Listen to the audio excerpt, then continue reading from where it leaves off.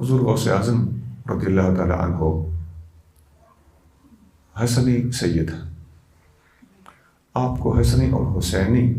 اس لیے کہا جاتا ہے کہ والد گرامی کی طرف سے آپ حسنی ہیں اور والدہ ماجدہ کی طرف سے آپ حسینی ہیں، لیکن چونکہ نسب والد سے چلتا ہے اس لیے آپ مجموعی طور پر حسنی سید کہلاتے ہیں۔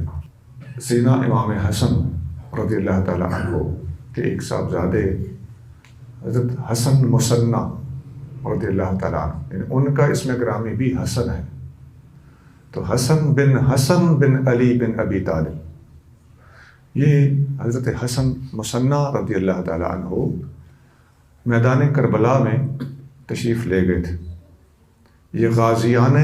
کربلا میں سے ہیں، آپ زندہ بچ کر واپس تشریف لائے تھے۔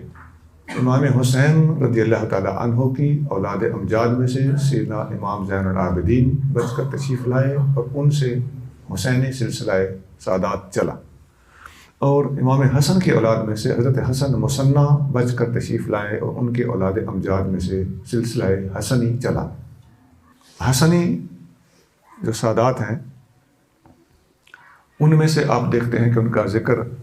ہمارے ہاں عام طور پہ کم ہوتا ہے، وہ ہماری اپنی کمزوریاں ہیں کہ ہمارا ادھر عدم التفات ہے، حتیٰ کہ بہت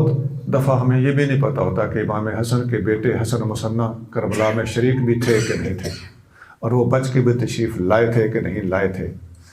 تو صرف امام زین العابدین رضی اللہ تعالیٰ کا ذکر خیر ملنا اور حضرت حسن مثنی کا ذکر خیر نہ ملنا یہ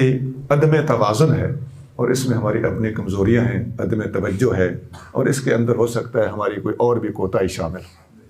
بہرحال یہ اصل بنیادی صورتحال ہے کہ امام حسن مثنی رضی اللہ تعالیٰ عنہ کی اولاد امجاد آگے چلی، اور پھر یہ بھی گزارش ہے کہ حضرت حسن مثنی کی اولاد میں سے حضور داتا صاحب حضرت داتا گنج بخش بھی انہیں کی اولاد میں سے ہیں، اور حضرت حسن مثنی کی اولاد میں سے حضور غوث پاک بھی ہیں۔ یہی حضرت حسن امام حسن رضی اللہ تعالیٰ عنہ کے اولاد میں سے امام مہدی بھی ہوں گے۔ تو ائمہ اثنا عشرہ میں سے کسی کو بھی حسن سادات میں سے نہ لیا گیا، اس کی پس منظر میں کچھ ہو سکتا ہے باتیں ایسی ہوں جو اہل سنت کی توجہ اس طرف نہیں ہے، ورنہ یہ بات اچھی خاصی قابل غور ہے۔ پھر حضور غوث پاک حسنی سید